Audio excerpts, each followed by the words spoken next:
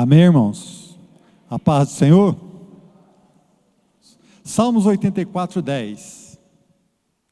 É melhor passar um dia no templo do que mil dias em qualquer outro lugar.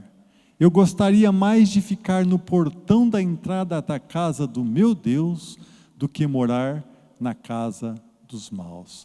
Ao primeiro, é melhor passar um dia no teu templo do que 1000 dias em qualquer outro lugar.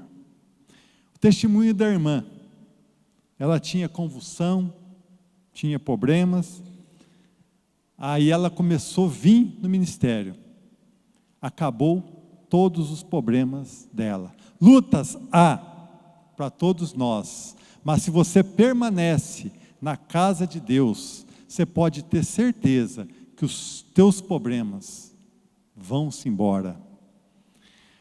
Muitas vezes o povo reclama, eu já vi, já trouxe gente para a igreja, veio uma, duas, talvez 3 vezes, fala, não vou não porque demora muito o culto, saiu da igreja porque demora, tirou lá, né? Mais vale um dia na casa de Deus do que muitos em outros lugares. Mais vale ficar 2, 3 horas, 4 horas aqui do que o dia inteiro na frente de uma televisão, do que deitado em casa sem fazer nada. Porque aqui a igreja é como se fosse um antibiótico espiritual. Você pode ver, quando um médico te receita um antibiótico, você tem que tomar certinho naquela hora. Muitas vezes, se você tomar 2, 3, 4 horas depois, ele pode cortar o efeito. A igreja é a mesma coisa, nós temos que vir, nós temos que permanecer. Ontem, foi chamado os homens para ajudar aqui, a gente está passando selador na parede, eu não pude vir, a minha saúde não ajudou ontem, mas eu fiquei com o coração, parece que estava aqui, olha, quantas vezes tentei estar levantado do sofá, eu vou, mas falou, não vou, porque a minha situação ontem não podia deixar, mas eu queria estar aqui, irmãos. Queira também, faz o esforço, não perca culto, de sábado vem ajudar, que você vai ver que os problemas da tua vida serão solucionados. Enrolou a língua. Mas vem, irmão, não deixa vir na casa do Senhor, ora, busca Ele. Amém, irmãos? Aleluia!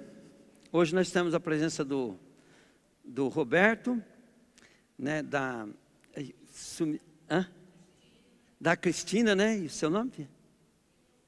Neuza, né? O Roberto e a Cristina são filhos, ela é filha do pastor Vanderlei, ele é o genro, tá, gente? Glória a Deus. Sejam bem-vindos, tá? Se quiser dar algum testemunho, tem liberdade. Não? Só veio para receber. Então, eles vieram para receber, tá, gente? Então, depois vocês oram, que eles têm um ministério também, tem um chamado tremendo, Então, eu quero que vocês depois, quem sentir no coração de orar, profetizar na vida deles, está com liberdade. Glória a Deus. Querido, a Bíblia, ela nos ensina, toda a Bíblia, ela é escrita para nos ensinar. E tem algumas coisas que são difíceis de entender, porque nós apegamos a uma verdade e fazemos daquilo uma verdade absoluta. E eu quero falar para vocês hoje sobre uma coisa difícil de você entender, porque você vai compreender que a Bíblia, ela fala da graça e da salvação. Eu acho que é mamão com açúcar, todo mundo gosta, todo mundo aceita. Mas a nossa vida, depois nós vamos vendo que não é só isso. Então toda a Bíblia, ela foi escrita para nos exortar. Foi escrita, querido, para nos corrigir. E eu estava com essa palavra no coração, Cheguei aqui e a Carmen me chama. Fala, pastor, eu tive foi sonho? Não sei. Foi uma visão. Eu tive uma visão, pastor. Eu vi, a igreja estava cheia, não cabia as pessoas aqui dentro. E tinha um anjo no meio do povo. e muito reluzente, e aquele anjo representava a presença de Deus. E essa palavra que ela deu, ela veio para poder confirmar, né, algo que eu não sei se eu vou conseguir explicar tudo para vocês, mas eu quero que abra os olhos de vocês. Então, aí ela falou assim, ó, o Senhor falou assim, eu estou voltando logo, eu quero usar a vida de vocês, mas vocês se consertam comigo, mas volta atrás. Vocês não permanecem. E é isso que a gente tem percebido. As pessoas, por um tempo, voltam. Daqui a pouco, tem gente que não dura nem um dia. E volta atrás. Então, você precisa compreender, querido, que a salvação, ela tem duas coisas. Ela tem a remissão e tem a redenção. E eu peguei o pai do burro aqui, né? Eu quero colocar aqui, ó. Redenção. Substantivo feminino.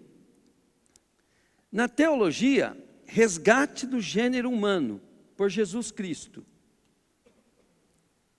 Segundo, figurado, auxílio, proteção, que livra de situação difícil, salvação.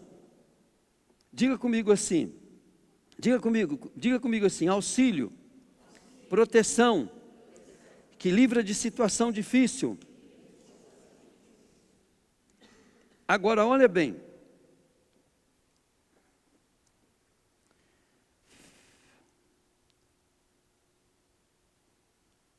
Eita, copiei só a redenção. Não, está certo. A remissão. Essa aqui é redenção, tá? Remissão, ação de remir, de perdoar, de pena. Devolveu a influência políticas. Segundo, né? Sentimento de misericórdia e de indulgência, compaixão. Então são duas palavras parecidas, mas elas têm um sentido diferente. E quando você vai olhar na Bíblia, né, principalmente a carta de Romanos, que ele escreve para os judeus romanos que moravam em Roma. Aí o que nós vemos? Paulo tentando explicar a graça e a redenção. A graça e a redenção. E você vai notar que a graça é só Deus que pode dar. Entende? E a redenção também. Só que a redenção, querido, ela tem vários âmbitos. Tem a redenção, querido, vamos dar um exemplo assim, né? Tem a redenção de restituir com Deus. Isso é a salvação. Então Deus, ele vai justificar nós em Jesus para que nós possamos ter Deus em nós. E essa justificação, essa redenção, essa justificação, ela é atribuída a nós, mas ela precisa ter a nossa atitude. Então vamos dar um exemplo. Para você, não é fácil de explicar de maneira simples isso. Então vamos dar um exemplo bem simples. A salvação é pela fé, você aceitou ela, mas você só entrou. Então vamos pegar os versículos para nós analisar um pouquinho, né? João 1,12 fala assim: mas todos quanto receberam, Deus deu o poder para serem feitos filhos de Deus. Diga comigo, serem feitos. Então, quer dizer, vai ter que haver a minha parte, o meu esforço. Nós vemos lá em Pedro também, eu gosto muito de 2 Pedro, capítulo 1, versículo 3 em diante, quando ele fala assim: o poder de Deus nos tem dado tudo o que nós precisamos para viver uma vida que agrada a Ele. Então, para que nós buscamos o poder de Deus? Não é para agradar a nós. Se nós for agradar a nós vamos desviar. Nós vamos buscar o poder de Deus, querido, com uma intenção de nós sermos abençoados para voltar a fazer aquilo que nós fazíamos antes. De uma maneira diferente, achando que não está pecando. Mas o pecado aqui é não priorizar a Deus. A redenção, a redenção, né? A redenção, olha bem, quando eu redimo algo, eu estou trazendo de volta ao estado original. Então, o homem, ele perdeu a comunhão com Deus, ele herdou a morte, porque todos pecaram, todos estão destituídos da glória de Deus, ele perdeu.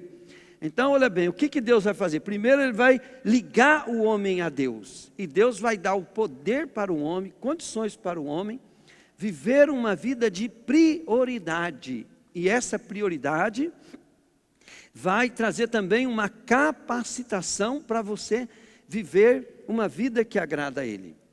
Nós temos que ver que o apóstolo Paulo fala que a vida de um cristão é como alguém que está indo para o matadouro. Todo dia indo para o matadouro. Todo dia você está se sacrificando. E o que é esse sacrifício? É você não deixar com que as coisas que envolvem nós no mundo faça com que você despriorize a Deus. Paulo fala assim lá em Romanos, capítulo 12, Romanos acho que é mesmo, fala assim: e não vos conformei-vos com esse mundo, mas transformai-vos pela renovação da vossa mente, para que experimenteis qual seja a boa, perfeita e agradável vontade de Deus. Vou pegar outro versículo para você entender, eu quero que você entenda isso. Quando ele diz assim também: não vivo mais eu, mas Cristo vive em mim. E a vida que eu vivo agora na carne, vivo pela fé no Filho de Deus, que me amou e se entregou por mim. Então, o que eu quero dizer, querido? A salvação, ela tem vários processos. O primeiro, você aceita Jesus. Naquele momento que você aceitou Jesus, você está salvo, você está redimido, você está com a graça em cima de você, né? Mas eu não posso pegar um martelo e falar assim, pum! Seria a melhor coisa do mundo, aí você já vai direto para a glória. Não, Deus tem um plano na tua vida. E Ele quer restaurar a tua vida. Ele quer restaurar, e tudo tem o seu tempo. Vamos dar um exemplo. Se você for ver Paulo, quando ele está falando da questão de remissão, de redenção, ele está falando da ressurreição dos corpos. A redenção, ele está falando do nosso corpo, né? Voltar a ser um corpo eterno, incorruptível. Redenção. Entende? Redenção, Deus quer também fazer redenção, né? Na sua finança. Ele quer fazer redenção na sua saúde. Nós temos que entender que buscar a Deus, existem vários processos. Por causa da nossa natureza terrível, nós precisamos que Deus viva plenamente na nossa vida, mas Ele não pode habitar no lugar imundo. Ele não pode habitar no lugar ao qual não prioriza Ele. Deus não pode. Entende? Você tem que entender isso. Deus não pode habitar em mim se eu não priorizar Ele. Agora, preste bem atenção. Se eu decidir priorizar Ele, vai começar uma luta. Não vai ser fácil. Porque a minha natureza, ela é terrível. Ela é terrível. Gente, olha bem. A nossa natureza, eu escutei um cara falar a verdade. Se você pôr um pedaço de carne aqui, fresquinha, e pôr um pedaço de carniça aqui, pedaço de carniça, mau cheiro, podre. E você chamar um urubu, aonde o urubu vai? Aonde vai? Na carniça. Então, preste bem atenção. Assim somos nós. Toda vez que nós, querido, está tendo uma proposta na nossa vida, nós somos pecadores, nós pegamos caminho de pecado. Mesmo quando nós buscamos as coisas certas, nós buscamos motivação humana. Nós temos que entender que nós temos que buscar a motivação de Deus. Por que eu leio a Bíblia? Para saber qual que é os pensamentos de Deus. Qual que é o coração do meu Pai? O que Ele quer de mim? Por que que um empregado, ele precisa conversar com o seu patrão? Um bom empregado, ele precisa conversar com o seu patrão para ele saber o que o patrão pensa. Quais são os planos do patrão para a vida dele? Senão aquele patrão vai ser rebelde.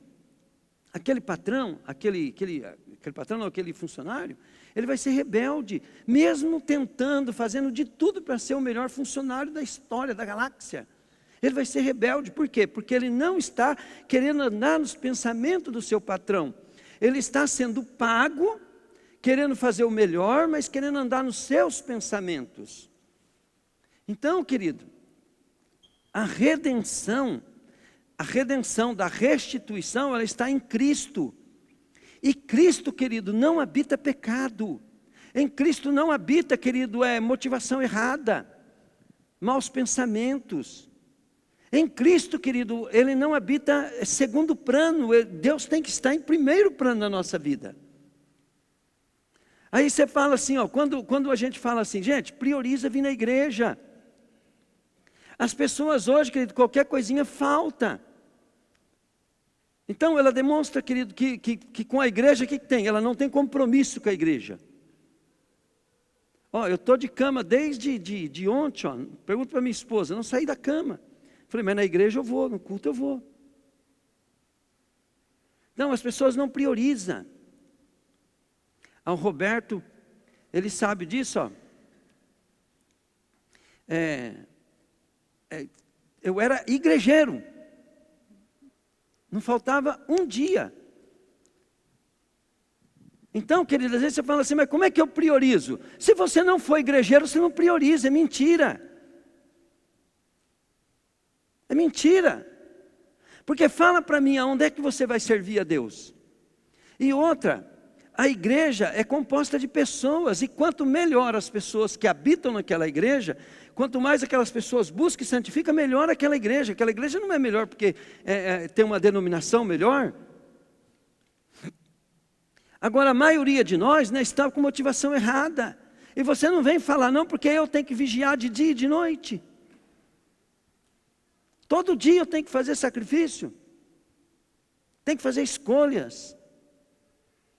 E qual que é onde a gente melhora? É quando a gente não se defende. Deus, maldito homem que sou. Quem me livrará do corpo dessa morte? Então, quando você admite, igual Paulo admitiu, né? Maldito homem que sou. Tem chance. A chance amplia. Por quê? Porque você é transparente. Você está falando assim, Deus, me ajuda. Mas quando você fala assim, não, eu sou o cara. Você dançou. Entende? Você cavou sua própria cova. Você não vai ser arrebatado, porque os arrebatados, querido, eles têm que ser humildes, cheios do Espírito Santo, e saber, querido, que o apóstolo Paulo não conseguia fazer tudo o que ele queria. Ele se esforçava. E eu e você é a mesma coisa. Então não é uma questão de ser religioso, querido, é ter foco, é ter propósito, é ter visão. E esse foco, esse propósito, essa visão, querido, você vai buscar no coração de Deus. Eu não sou igrejeiro para ser religioso. Eu queria mais de Deus. Entende? Agora, querido, eu quero estar pronto para o arrebatamento, que eu sei que a qualquer momento Ele vai estar pronto. O Senhor vai voltar, né? Eu quero estar pronto. Jesus já está voltando. Então eu quero, querido, estar pronto para Deus me usar. Por quê? Porque nós temos uma multidão de pessoas e de crentes, querido, que vão ficar no arrebatamento. E segundo a palavra que a Carmen me deu aqui, muitos aqui, ó, que a nossa igreja é até considerada uma igreja boa, né, que a turma é dedicada, muitos não vai subir. Porque não estão priorizando como devia. Estão priorizando a Deus porque querem vida boa. Não quer a causa de Deus. Você tem que abraçar a causa de Deus, o propósito dele. Nós não vivemos mais para nós. Nós vivemos para o propósito de Deus aqui na terra. Amém, querido? Estão compreendendo isso ou não? Agora prestem bem atenção. Se Deus não, por causa do pecado, Deus não poupou Jesus. Se você não tiver debaixo da graça, da redenção, do propósito de Deus, você acha que Deus vai te poupar? Você sabe por que Deus não poupou Jesus? Porque Deus, querido, Ele está mostrando a seriedade da palavra. Ele não seria um Deus sério se Ele não executasse Jesus no nosso lugar. Deus não seria um Deus sério. Então, o amor dele por nós, querido, fez com que ele pagasse um alto preço. Agora, preste bem atenção. O valor que se paga é o valor que se espera. Nós temos que entender isso, esse propósito. Claro que o nosso Deus, né? Ele é um Deus que sabe de todas as coisas, e se nós sair evangelizando as pessoas, possivelmente essas pessoas, por falta de conhecimento, de entendimento, cada um vai ser julgado de acordo com o que recebeu. Cada um vai ser capturado de acordo com o que recebeu. Mas vamos supor assim, gente, os nomes somem da minha cabeça, tá, gente? A Val veio testemunhar aqui. Então, a Val já não é uma crente novinha. A Val, ela vai ser julgada de acordo com o que ela tem. Então, se ela não compreender, né, querido, que ela se dedica à igreja por causa da vontade de Deus, por causa dos propósitos de Deus, né, aquilo que até hoje foi uma bênção na vida dela vai começar a virar maldição. No mundo espiritual, até a Carmen falou assim: pastor, o diabo é terrível. Por quê? Porque o diabo, ele pega o tempo seu de crente, conhecimento que você tem, as experiências que você tem, e ele leva diante de Deus e fala assim: olha tudo que ele já viveu e o comportamento que ele está tendo. E o seu último estado, querido, se torna bem pior do que o primeiro. Por quê? Porque o diabo agora tem legalidade. Porque uma das coisas que nós temos que entender é que o diabo é legalista, porque a lei de Deus é justa e fiel. Nem o diabo, nem o homem, nem muito menos o próprio Deus vai deixar de cumprir a lei dele. Glória a Deus. Agora, preste bem atenção. Sabendo disso, nós precisamos frequentar a igreja. Diga comigo, frequentar a igreja. Agora, olha bem, frequentar a igreja é um assunto. Quando você estiver orando a respeito da igreja, né, o que eu estou ensinando vocês? Pega um assunto e divide aquele assunto em alguns temas, né? Vamos dar um exemplo que nós falamos aqui. Eu tenho que todo dia orar pela minha igreja, pedir perdão pela minha igreja e começar a orar para que os planos de Deus dê certo da minha igreja e lembrar das profecias, dos sonhos, né? Estar orando. Então, vida de oração, você tem que incluir a tua igreja. Então, nós estamos aqui fazendo um propósito, né? Eu mesmo e bastante irmãos, né? Eu creio que bastante. Estamos tirando pelo menos 1 hora por dia para orar.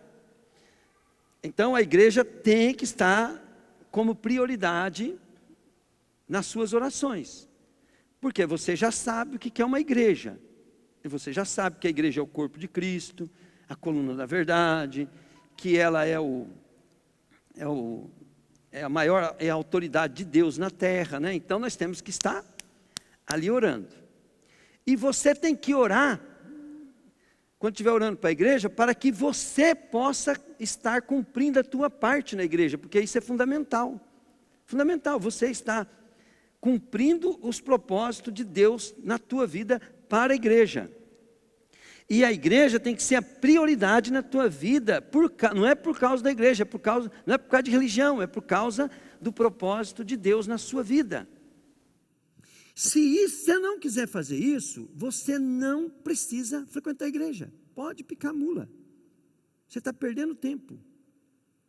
A igreja é o corpo de Cristo, é onde Deus quer agir.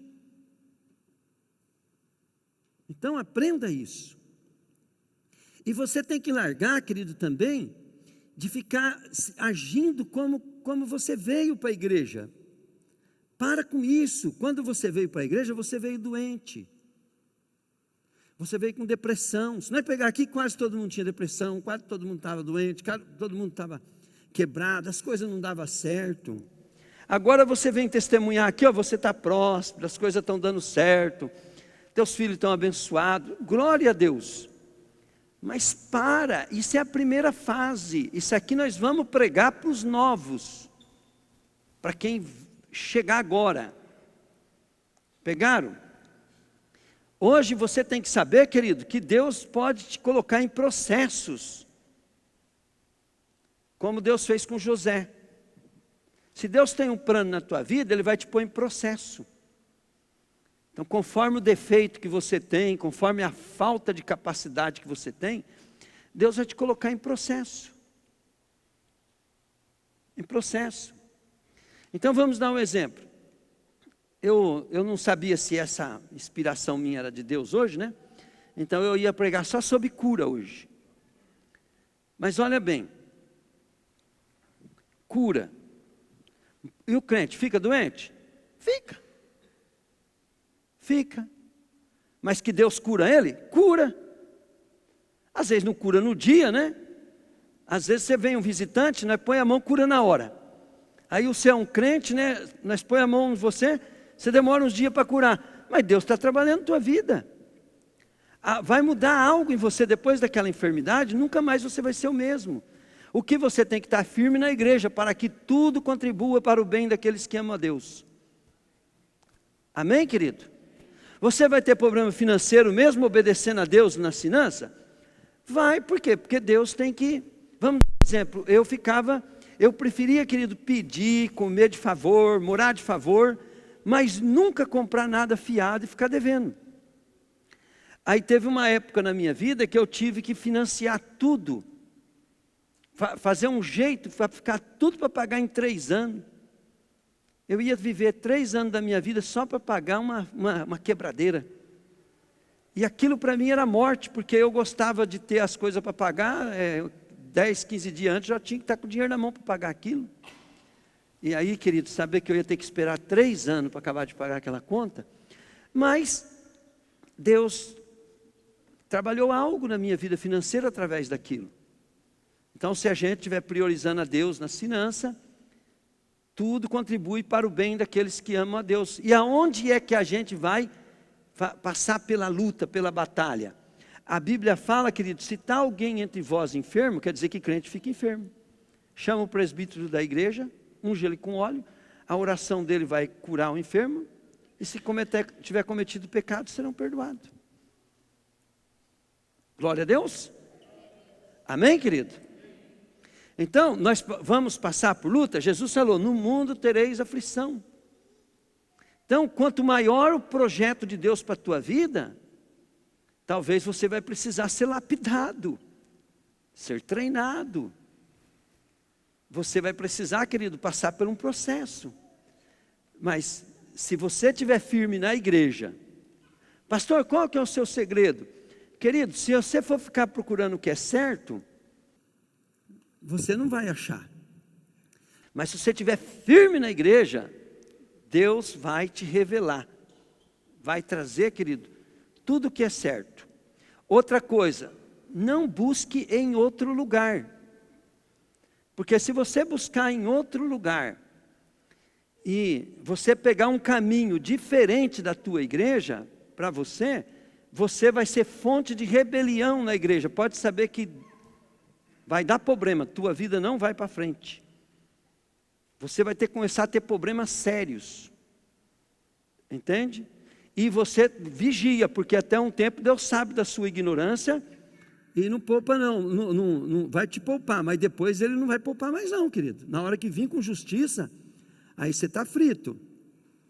Eu escuto vários caras ensinar coisas, pego uma coisa, outra ali, e uso como ferramenta para a visão que Deus deu para nós. Nem eu busco uma visão para mim, eu busco para nós. Então você vigia. Fica buscando visão por aí. Aí duas visões é divisão. Aí você puxa o carro, fica bem longe, principalmente de mim, querido, que eu vou ficar muito feliz com você. Vou até orar para dar certo. É verdade. Né? Porque é assim, se a igreja da gente não deu certo por causa do conjunto, que não seja por causa de você, que não seja por causa de mim. Entende? Porque Deus não vai cobrar da gente, Deus vai cobrar de quem fez a caca. É o que Jesus falou. Aquele que me entregou a ti tem muito mais culpa. Então nós não temos que trabalhar para dar certo, nós temos que trabalhar, querido, para estar buscando a Deus, querer fazer o nosso melhor, porque o poder e a glória é dele. Amém, querido? O maior problema nosso é fazer coisa boa, certa, que aparentemente deu certo, mas não é o que Deus mandou. Sabe o que vai acontecer?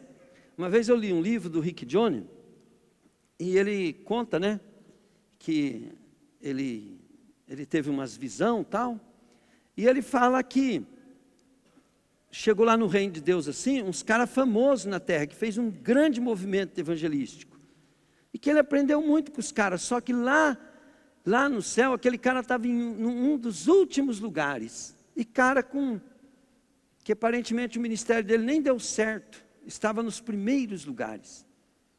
Aí ele perguntou, né, para o cara, falou, mas cara, como é que você está aqui? Sabe o que é? Eu fiz aquele grande movimento, mas não é o que Deus tinha mandado. E ele só recompensa a gente por aquilo que ele mandou fazer. Aquilo que ele não mandou você fazer, não conta como galardão, ainda que dê certo. Ele não mandou. Né? Até um dia um pastor chegou em mim, né? E ele querendo, eu sabia o que era o ministério dele. E ele falou para mim, né, que ele queria fazer isso e isso na igreja. Eu falei para ele assim, vamos imaginar, um fazendeiro tem 10 filhos. E ele tem muita terra, e naquela terra tem criação de gado, tem lavoura, tem criação de ovelha, de peixe. E cada filho dele cuida de um setor. Aí ele chega em um dos filhos dele e fala assim, ó, vai lá em Londrina para mim e me compra uma caminhonete, uma caminhonete, uma Hilux, assim, né, e traga para mim, eu quero essa caminhonete aqui, hoje à tarde, por favor. Aí aquele rapaz, ele sai da presença do pai e um irmão dele chega e fala assim, negócio é o seguinte, a boiada estourou, escapou, eu preciso de você para correr atrás do boi, para nós juntar os boi.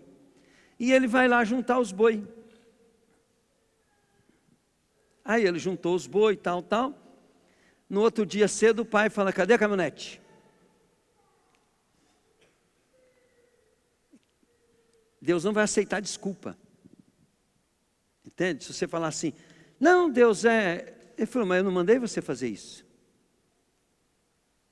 Porque quando você não faz o que Deus mandou, você está dizendo que você é melhor do que Deus. Você entende? E Deus tem o controle de tudo. Então nós temos que tomar muito cuidado. Por isso que os nossos pensamentos não são como os pensamentos de Deus.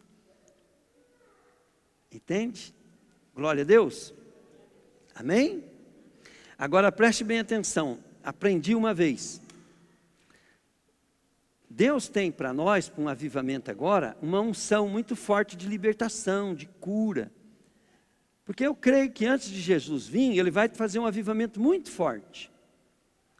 E essa unção, eu aprendi, né, com vários homens de Deus assim que são usados em unção, que a unção sem santificação arrebenta com a vida do indivíduo.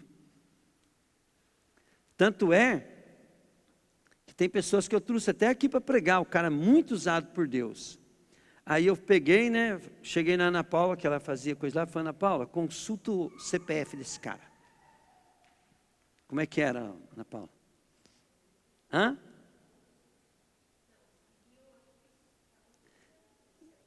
Não, então, mas alguns que veio aqui que foi usado, lembra? Muito usado por Deus, né? Ela consultou um cara que nós desconfiou aqui, ó.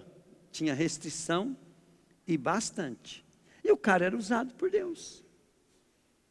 Mas uma vida financeira arrebentada. Já outros, né? A maioria, graças a Deus, não, né? A maioria era pessoas que... Então, tem que levar a vida certinho, querido. Não por causa de nós estar bem, mas porque Deus quer te usar e o diabo é legalista. Amém, querido? Agora olha bem. Você aceitou Jesus. Aceitou Jesus. A morte de Jesus na cruz, ela tem um sentido, né? O quão é sério, quanto que é sério os nossos pecados, que Deus teve que matar seu único filho. O quanto é forte a maldição da enfermidade, porque Ele teve que levar sobre si as nossas enfermidades. O quanto é diabólico a nossa enfermidade. O quão é forte, né? A maldição que está sobre a nossa vida, querido, ela é extremamente forte, porque Jesus, Ele teve que vir, querido, e se fazer maldito, porque a Bíblia diz assim, maldito é todo aquele que for pendurado no madeiro. Então é muito sério, é muito importante você não ter uma vida, você ter uma vida sem pecado. É muito importante você ter uma vida sem pecado, se esforçando para andar certo e todos os dias estar se consertando diante de Deus e se esforçando para andar corretamente. Amém, querido? E a Bíblia fala bem claro, né? Ó, os adúlteros. Então, às vezes na igreja, né? Pode ter um jovem, alguma coisa assim, que está tendo um relacionamento, né? Acha que não tem problema, não entrará no reino de Deus. Né? Os homossexuais, os homicidas. Eu sempre falo assim, né? Os roubadores. Ali não falou ladrão, diga comigo, roubador. O que é um roubador? É difícil achar um funcionário que não é roubador. Estou falando que vocês mas é difícil achar um que não é. Eu mesmo era roubador. Né? Porque no meu serviço eu gostava de ir no banheiro para descansar um pouquinho. Eu ia no banheiro. Até o chefe meu lá em Limeira chegava e batia na porta. Vamos, rapaz. Você não é pago para, desculpa a palavra aí, para cagar no serviço. Né? Então, o que é um roubador? Roubador é a pessoa que enrola os outros, que mente financeiramente, que não produz por preguiça, é um roubador. Esse tal não herdará o reino de Deus. Né? E aí por em diante. Então, o que nós temos que fazer? Nós temos que encarar o pecado como nosso inimigo ferrôneo. Nós temos que levantar e falar assim, Deus, vamos acabar com o pecado. Amém, querido? Vamos ficar em pé? Em nome de Jesus. Glória a Deus. Vamos fazer o seguinte, vamos sair do teu lugar, vamos vir aqui na frente já para nós orarmos e adorarmos e receber oração. Aleluia.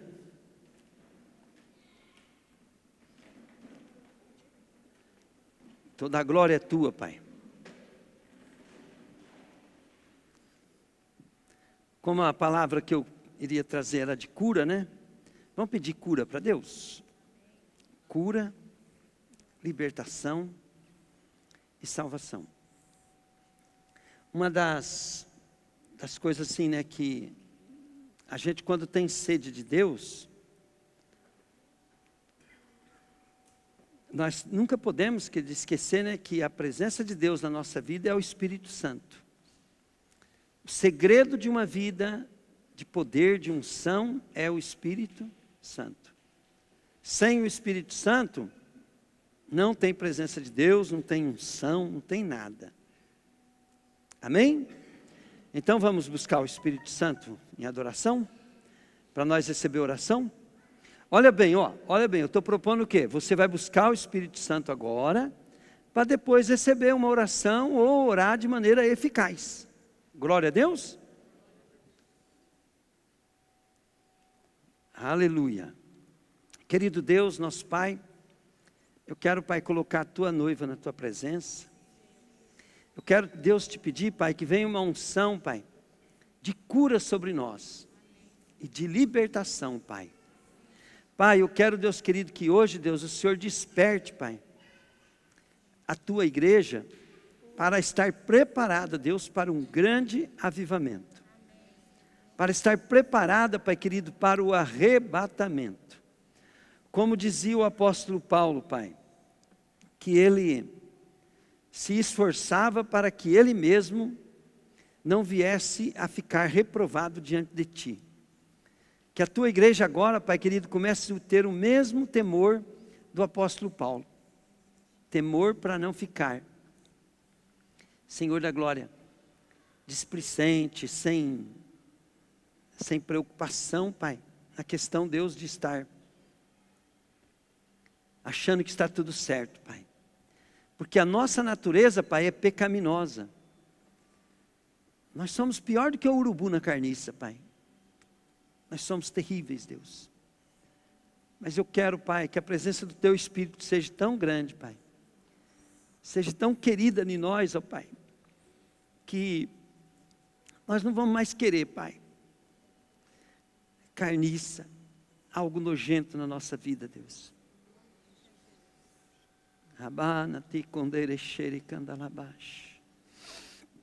Papai do céu, perdoa os nossos pecados, Pai. Perdoa o pecado da Tua igreja, Senhor. Ensina nós, ó Pai, sobre a redenção, Pai. Sobre o processo, Deus, de santificação, Pai.